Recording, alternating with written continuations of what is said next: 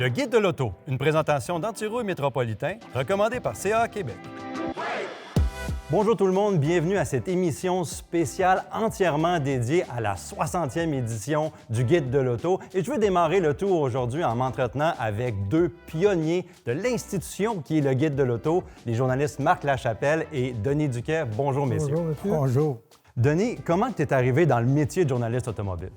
Mais moi, au début, je travaillais pour un magazine qui s'appelait Sport Plus, puis on avait une chronique d'essais routiers pour pouvoir avoir de la publicité sur des autos. Puis ce magazine était distribué un peu partout. Puis à CJMS, Jacques Duval avait le Drive Home à l'époque, qui était très populaire. Puis il prenait le magazine, puis il s'est mis à lire ça, puis d'un numéro à l'autre, ça l'intéressait. Puis à un moment donné, il a eu besoin de remplacer son adjoint, son assistant, qui m'a téléphoné.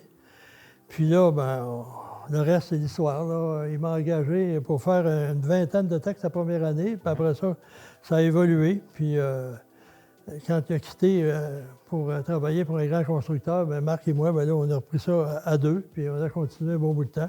Moi, c'est grâce à Denis, justement. Puis c'est ironique parce que Denis avait publié en première page, en couverture de Sport Plus, la photo d'un coureur de motocross. Puis là, c'était une de mes spécialités. Puis là, nous autres, je ne sais pas comment ça s'est passé. Je t'ai contacté, j'imagine, puis...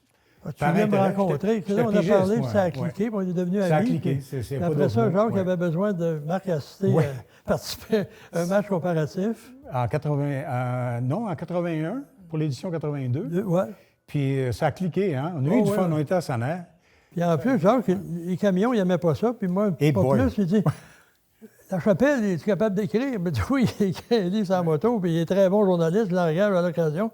Il dit, il pourrait peut-être faire des camions. Puis Marc, c'est le même qui est rentré. C'est drôle parce que tu disais ça. Je ne me rappelais pas que tu avais fait une vingtaine. J'ai fait ça, moi. J'ai fait une vingtaine de textes pour l'édition 83, une section complète sur les camionnettes compactes et semblables. Puis c'était parti à ce moment-là.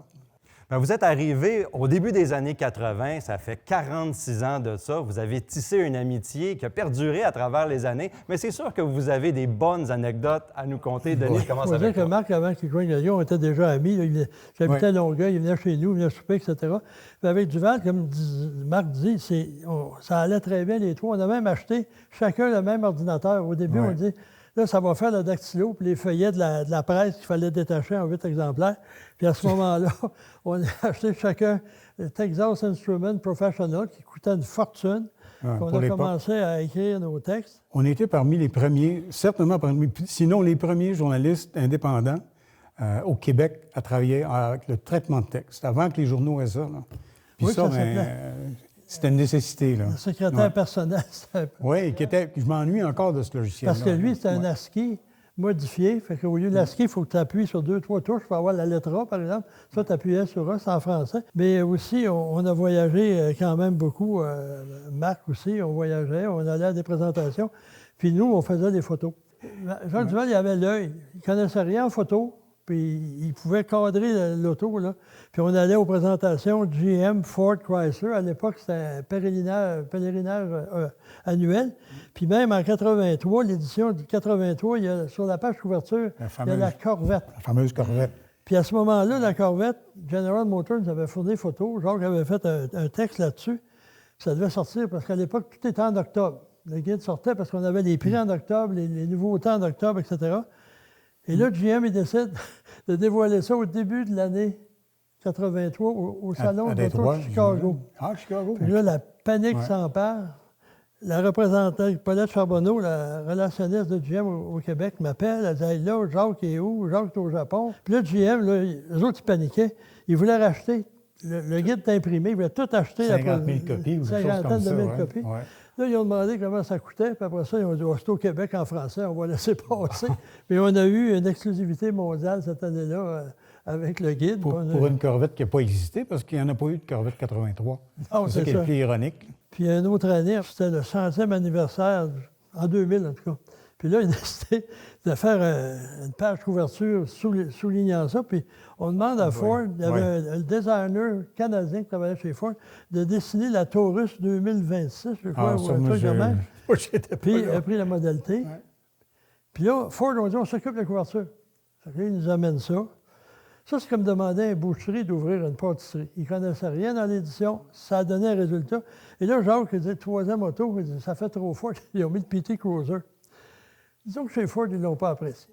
C'est peut-être pas la couverture du guide qui est la plus spectaculaire. Non, c'est pas la plus spectaculaire.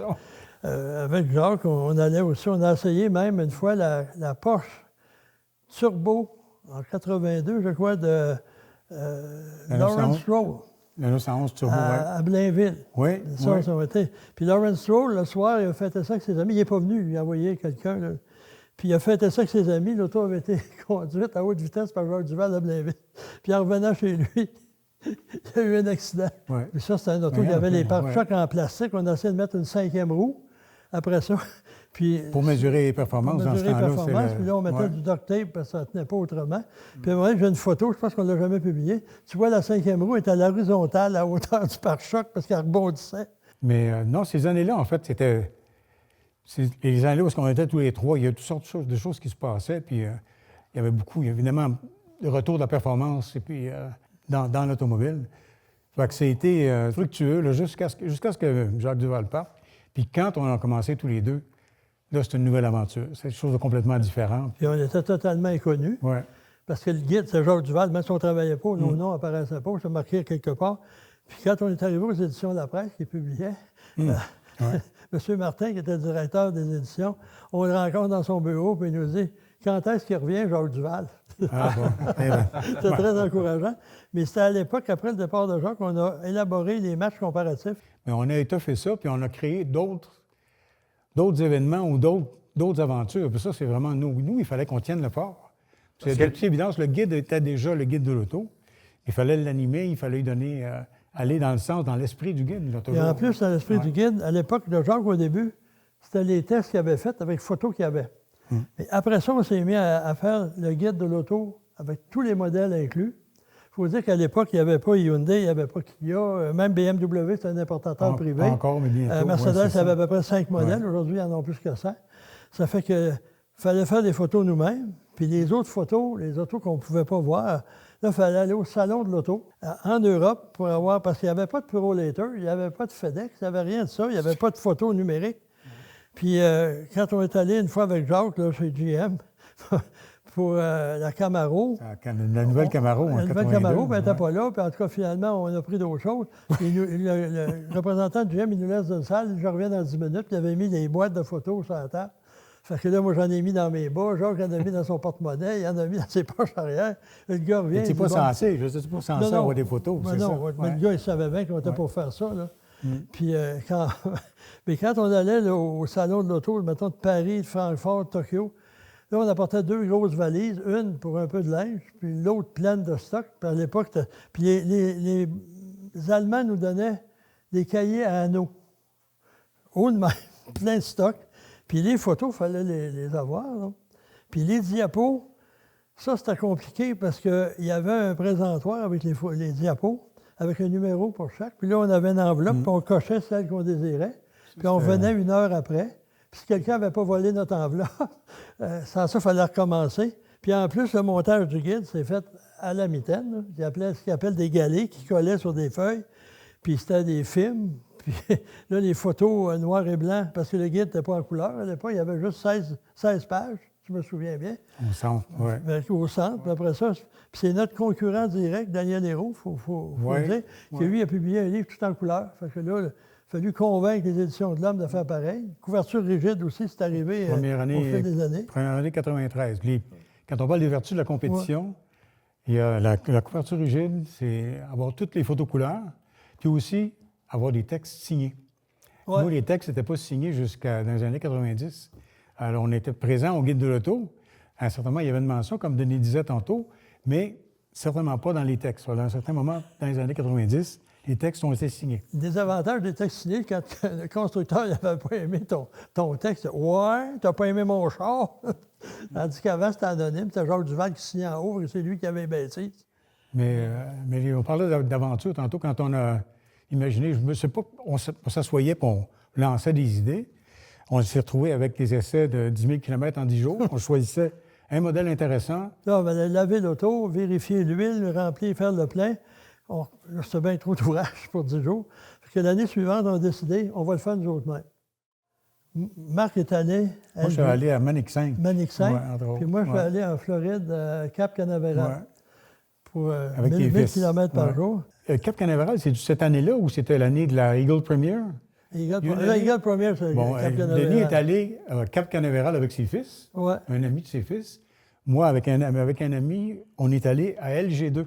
On a fait ça en 2 jours, aller-retour jusqu'à Caniapisco, photo. D'ailleurs, c'est dans le guide. Ah oui. Comme avec la Taurus, il y avait les barrages Daniel Johnson qui étaient en arrière-plan.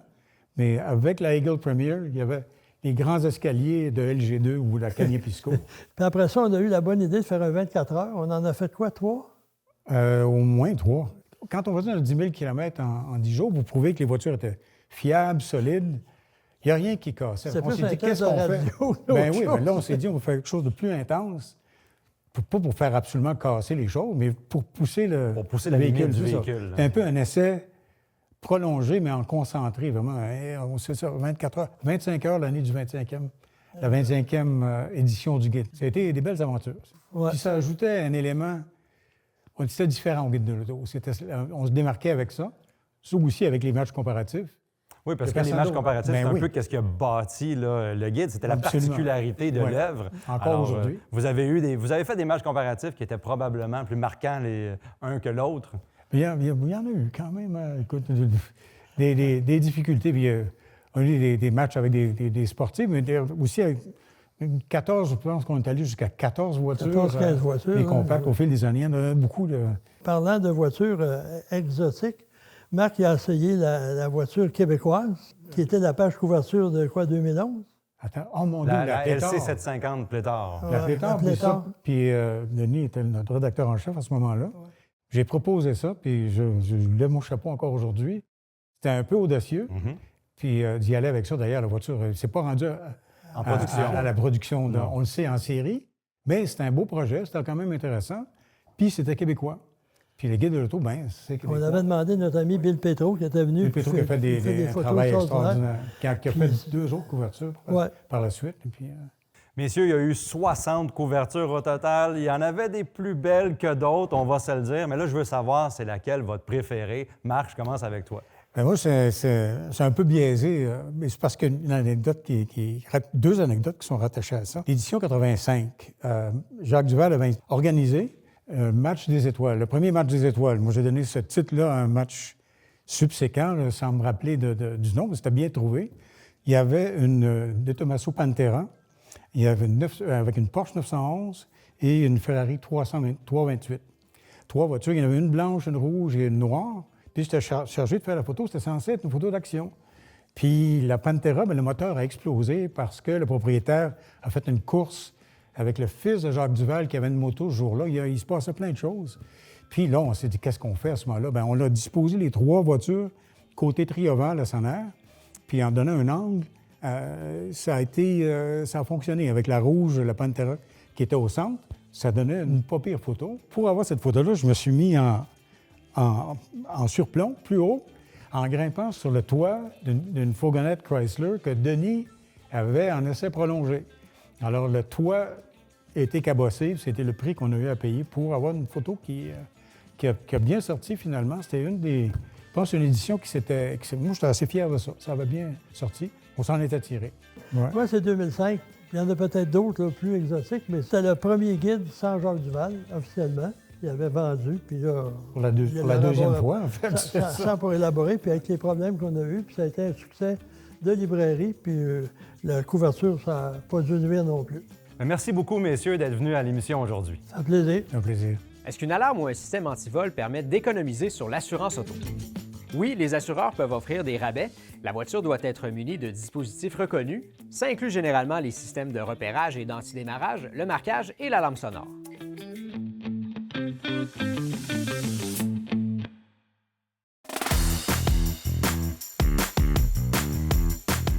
Saviez-vous que l'élément le plus coûteux à réparer sur un véhicule automobile, c'est la corrosion de la carrosserie? Évidemment, la façon la plus économique d'éviter le problème, c'est un traitement anti-rouille annuel. En plus de quoi, vous allez gagner au niveau de la valeur de revente sur votre véhicule, ce qui n'est pas négligeable. Les gars, il faut se le dire, le guide de l'auto, c'est un phénomène de société, hein, parce qu'après 60 éditions, je pense dans les dernières années, une année sur deux, on était au sommet des ventes du palmarès Gaspard de livres au Québec. Littéralement, il n'y a rien qui se passe comme ça dans le monde. Il n'y a rien qui se passe comme ça dans le monde, puis le guide de l'auto a eu quelques tentatives dans le passé au Canada anglais. On a voulu publier une version traduite au Canada anglais. Comme on dit en bon français, la sauce n'a pas pogné. Parce que c'est un phénomène de société chez nous, au Québec. Jacques Duval a réussi cet exercice d'en faire un incontournable et de faire en sorte que ça fasse partie des mœurs. Tu sais, au Canada anglais, aux États-Unis, ça a été longtemps les magazines. Bon, aujourd'hui, les Car and Driver, les Motor Trend, les Road and Track sont sous un même giron, sont publiés 6 fois l'an, puis on dirait que c'est des feuillets paroissiales, mais c'était pas ça à l'époque. On l'achetait à tous les mois, il y avait énormément de viande là-dedans. Et l'idée d'un livre sur des marchés anglophones, ça n'a jamais eu lieu. On n'aurait jamais pensé à ça. Et quand on montre ça à nos collègues anglophones, ils n'en reviennent pas parce qu'ils comprennent aussi la charge de travail qui accompagne un bouquin comme celui-là et qui plus est, publié annuellement.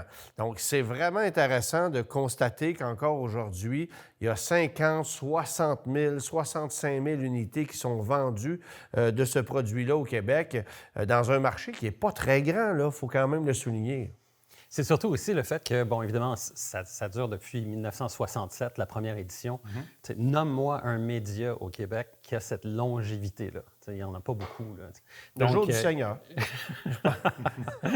Mais ça pour dire aussi que c'est devenu aussi une situation où on voit maintenant, c'est une histoire de famille. Ton père achetait le guide de l'auto, puis là, le fils qui arrive, qui commence à s'intéresser à la chose. Et là, maintenant, c'est lui qui prend la relève et qui achète les guides de l'auto par la suite. C'est véritablement devenu une tradition. C'est devenu un moment de l'année. Là, tu peux marquer ton calendrier avec la sortie du guide de l'auto à tous les automnes. Et tout. Et je pense que c'est quelque chose que les gens attendent.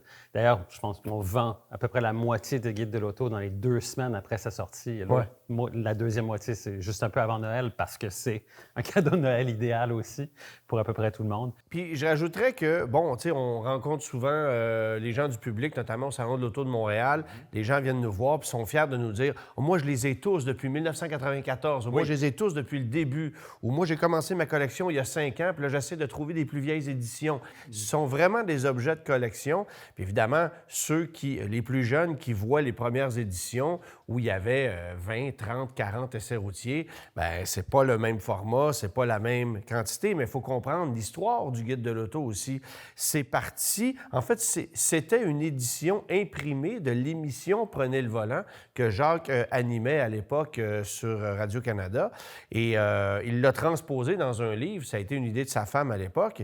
Et puis, ça a fait boule de neige. Aujourd'hui, évidemment, c'est beaucoup plus que ça parce qu'on ne serait pas capable de tout mettre dans l'émission, ce qu'on met dans le livre annuellement. Évidemment, ça m'amène à dire que, justement, j'ai rencontré des collectionneurs également qui ont reçu une collection dans un leg, qui ont des exemplaires qui sont signés à chaque année et qui tiennent à venir les faire signer également à chaque année. Mais il faut dire que le guide de l'auto, au-delà d'être un objet de collection et une tradition, c'est aussi un outil exceptionnel, un outil de référence pour l'achat de l'automobile, qu'il faut se le dire.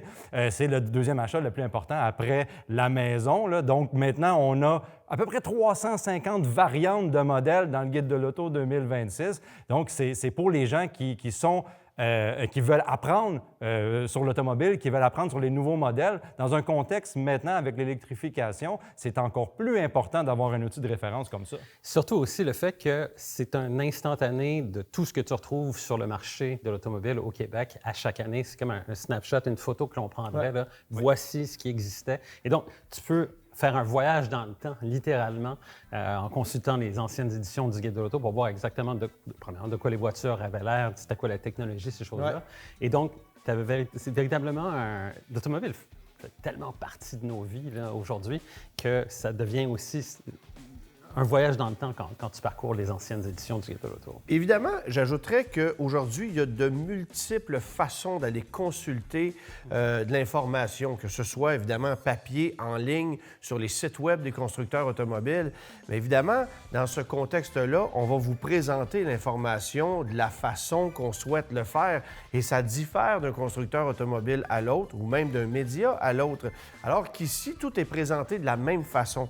Donc, tu peux évidemment aller consulter, je ne le sais pas, sur le site de Kia Canada, les informations sur le Sportage. Après ça, aller voir la page de Chevrolet pour l'Equinox.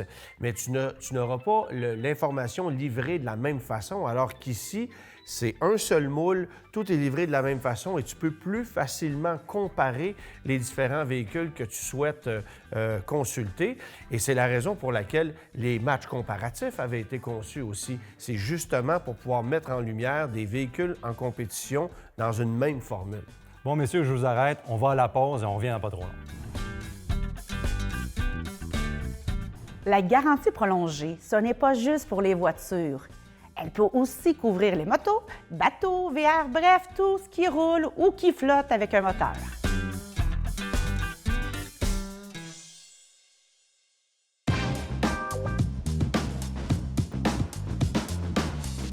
Messieurs, après 60 éditions du Guide de l'auto, il y a plusieurs références qui se sont insérées dans le folklore québécois. Bien, moi, je me souviens particulièrement de, je pense que c'est en 2005, François Pérusse, qui est l'humoriste qu'on entend souvent à la radio, qui fait des personnages sur de voix, avait créé un personnage qui s'appelle Jacques a du mal. Et donc, il prenait une voix qui ressemblait véritablement à celle de Jacques Duval pour parler de ses problèmes qu'il avait en faisant des tests de voitures un peu partout. Je me souviens de m'être bidonné. Bien, François Pérusse, c'est vraiment très, très, très drôle. Mais justement parce que quand tu connais le personnage, quand tu as côtoyé Jacques Duval et que tu écoutes cette chronique-là, c'était vraiment il l'avait eu comme faux. Oui, absolument.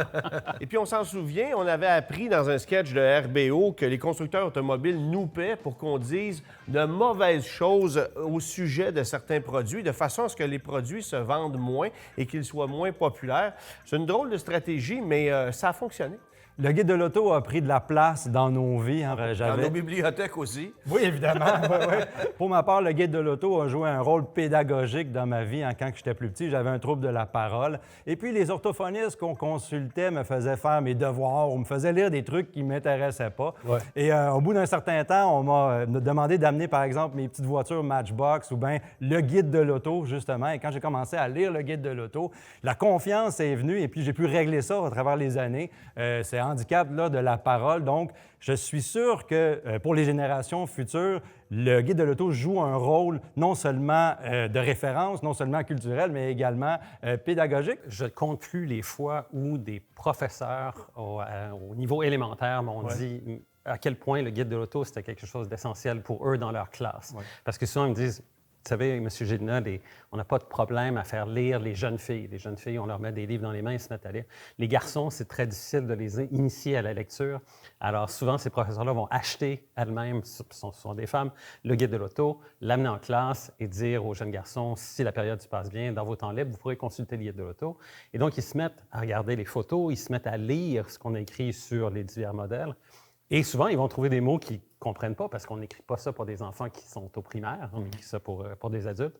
Et là, ils vont se mettre à chercher la définition d'un mot dans le dictionnaire, etc., etc. Et souvent, ces professeurs me disent, le Guide de l'auto, souvent, c'est la bougie d'allumage pour initier les jeunes garçons à la lecture parce que c'est un sujet qui les intéresse. Alors, au découpage aussi, parce qu'il y en a qui ont découpé des photos dans le Guide de l'auto. Ça, c'est rendu au 4e ou 5e mois de l'année, là. Mais c'est pas grave, on les a souvent remplacés. Et il y a des professeurs qui nous redemandent des copies des années antérieures parce qu'ils sont tellement consultés que des pages sont arrachées, que le livre est abîmé, etc., etc. C'est pour ça qu'on les fait plus robustes maintenant. Bien, moi, mon plus lointain souvenir, c'est de l'avoir acheté moi-même dans un magasin Zellers avec mes rouleaux de 5 sous puis de 10 sous parce que c'est un truc truc qui m'intéressait en 1985. Alors, j'avais 8 ans, j'étais avec ma mère, puis évidemment, le reste is history, comme on dit. Mais évidemment, j'attendais pas à Noël de le recevoir en cadeau pour pouvoir le consulter. Je le recevais en cadeau, mais je devais expliquer à mes oncles, à mes tantes que je l'avais depuis déjà 3 mois, parce que le jour où ça sortait, bien, l'exemplaire m'attendait à la librairie du village où je demeurais. Alors, c'est évidemment un élément qui est devenu rapidement une tradition en ce qui me concerne. Pas juste le guide de l'auto, les produits concurrents aussi, parce que j'ai consommé de ce genre de publications-là énormément. Je les ai lus et relus. Je me souviens des références. Il y en a beaucoup qui disent que c'est souvent le premier livre que les jeunes garçons vont lire. Ça a assurément été mon cas, ou à peu près. En tout cas, si ce n'est pas le premier, ça a été celui que j'ai lu le plus souvent.